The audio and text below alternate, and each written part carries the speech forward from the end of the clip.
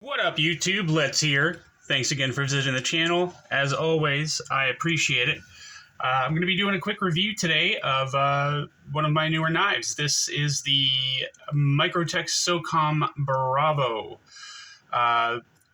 Buddy of mine sends me some of his knives from time to time in order to show them off on the channel. His name's Rob. I've asked you to follow him before on Instagram, and I forgot to take out his card, so I'm just grabbing that real quick. Do me a favor, if you guys have time, go on Instagram. It only takes a second. Look up Knife Noob, KNIFE_NEWB. He's got a lot of cool knives, big collection, and like I said, sometimes he sends me stuff to take a look at. When I got this guy, I was thinking about buying one. I just hadn't been able to buy one yet, just because every time I go on to Microtech gear site, they're either unavailable, or if they are available, sorry for shaking the camera, if they are available, it's always the serrated versions, and I have no desire to own a knife with serrations, so I hadn't bought one of these yet. I noticed that he had one, and I asked him the last time he sent me a batch to send this along so that I could check it out, make sure it was worth the money. I knew it would be. Microtechs are very high quality knives, and when I got it, I fell in love with it. Absolutely. Like, I knew I was going to love it. That wasn't a question, but I had to try to talk him into either selling it or trading it. And luckily for me, he's not a huge fan of Tantos, so he said he wasn't that attached to it. And he agreed to allow me to trade him for another one of my knives. So this guy belongs to me now, which is very, very exciting for me. I'm very happy to have this. I feel like it's the nicest knife I own. And I mean, this thing to me, anyway, is just a work of art. I mean, you've got the full backspacer here with all the milling, and we'll get into all that. But first, we'll get the measurements on this guy. From tip to butt, we are looking at a 9-inch knife. Excuse me. I got got a sore throat today, so I've been coughing quite a bit. So anyway, 9-inch knife with I'm going to say a 4-inch blade and a 3.75-inch cutting edge. Size comparisons, compared to the Rat Model 1, this guy is going to be just a little bit longer than the Rat 1. The Rat Model 2 is obviously going to be quite a bit shorter than the Socom Bravo. The Demco knives, get these out of here. The AD20S is obviously going to be just a hair shorter than this guy as well. Sorry. And the 20.5 is obviously going to be quite a bit shorter than this guy. And then last but not least, we've got the Spyderco knives. My favorite brand of knife in the whole wide world. The PM2 is going to be quite a bit shorter than the Socom Bravo, and the Para 3 is obviously going to be much, much shorter than the Socom Bravo. Let's get these guys closed without marking that one up. The only problem I have with this knife is that it's a fingerprint magnet. Absolute fingerprint magnet. All right. So, both of these knives are much shorter than the Socom Bravo. As far as thickness is concerned, I'm guessing it's going to be about the same. Yeah, it's about the same thickness as the Para 3. And blade height, go to the tallest part. It's just a little bit. It's about the same height. When you look at the tallest part of the blade, it's about the same height as the Para 3, especially when you hold it up against this this ramp for the thumb here. So that takes care of carry profile. Let's get a quick weight on this guy, see if I can.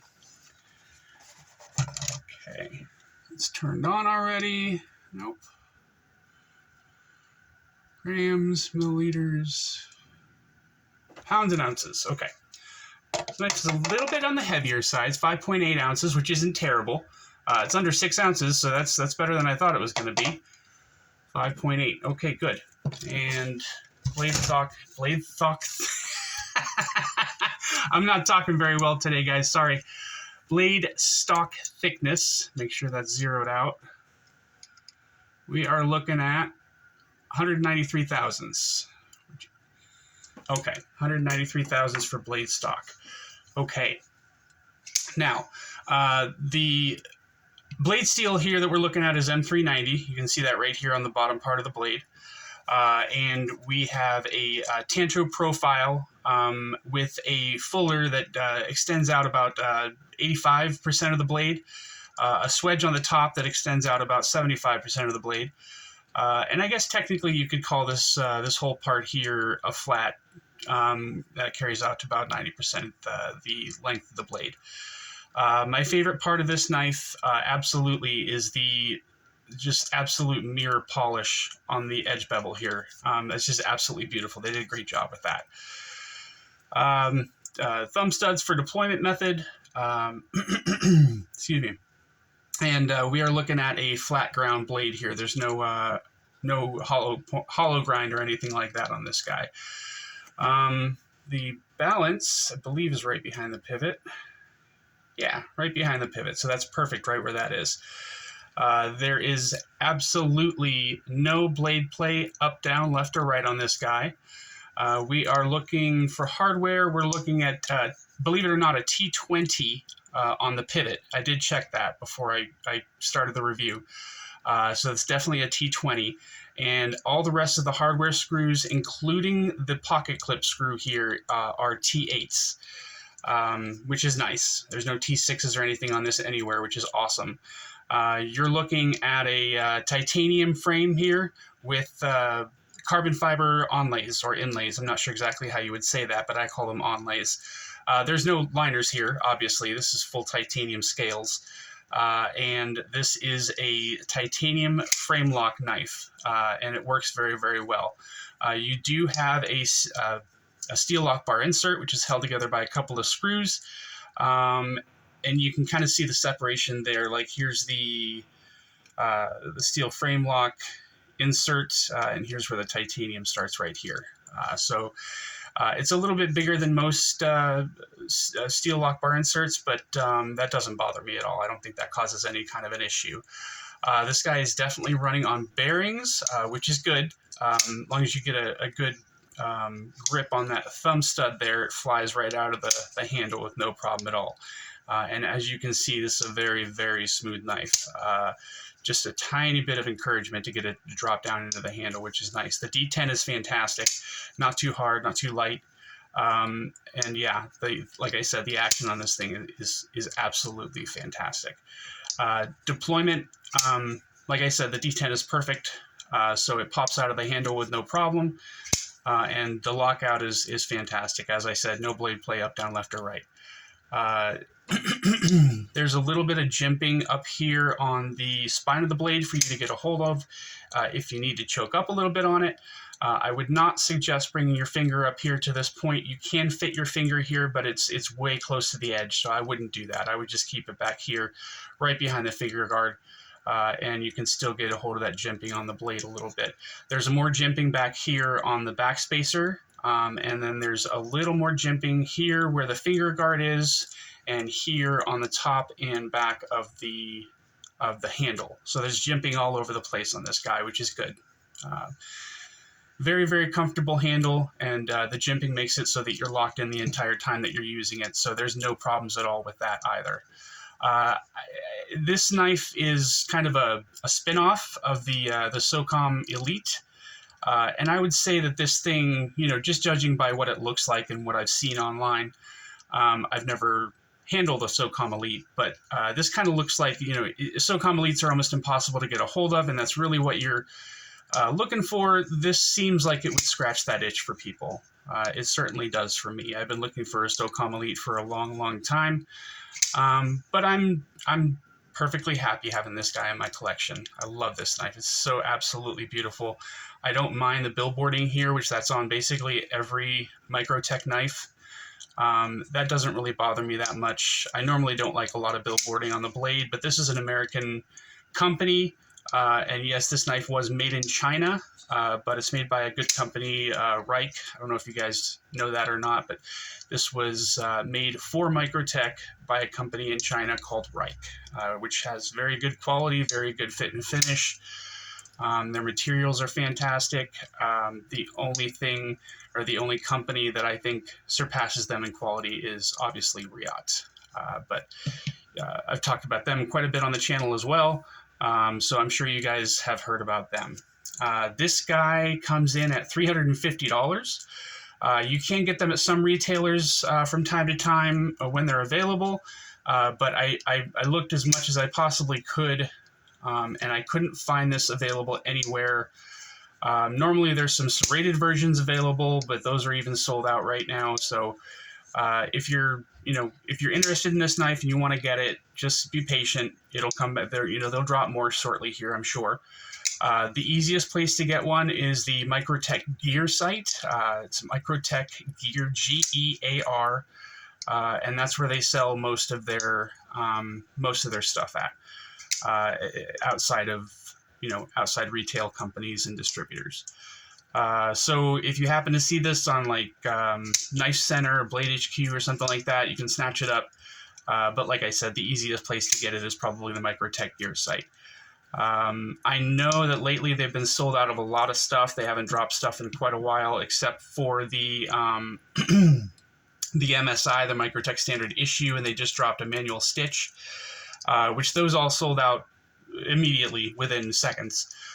So nobody was able to get a hold of those either. But yeah, if you can be patient enough and you can wait until this knife drops again, I think everybody that gets it would be very, very happy with it. I'm just, over the moon about this thing. I absolutely love this knife. It's beautiful. It works great. It's got probably one of the best actions on it that I've felt in a long, long time from a premium knife. But action isn't always the tell-all of the quality of a knife. The pivot rings here, I believe, I'm not sure if they're titanium or aluminum, but if, being from Microtech, I would assume that they're aluminum. And like I said, I love all the milling on this backspacer here. It matches up perfectly with the rest of the knife. Very, very, very, very well done. This milled titanium clip is great as well. Slips in and out of the pocket with no problem. It's easy to take off. It's easy to put back on.